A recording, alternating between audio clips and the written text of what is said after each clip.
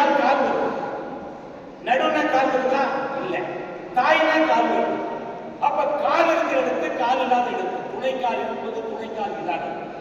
இந்த 391வது திருக்குறளை வள்ளுவர் துணைக்கால்களே இல்லாத தனி இடத்தை கொண்டு உருவாக்கி இருக்கிறார். அது என்ன பொருள் என்று கேட்டால் கற்க. சொல்லுங்க சொல்லுங்க பிளீஸ். கற்க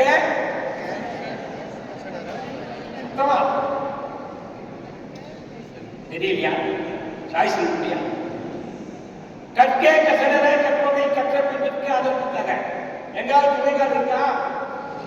எதனால வள்ளுவர் துணைக்கால்களை இல்லாத இடத்தை கொண்டு இந்த திருக்குறளை உருவாக்கி இருக்கிறார் என்று சிந்தித்து பார்த்தால் ஒரு உண்மை புலப்படும். என்ன என்று கேட்டால், நீ கற்க வேண்டியவற்றை கற்று அதன்படி வாழ்ந்தால் யாருடைய காலம் உனக்கு துணைக்காலாக தேவையில்லை.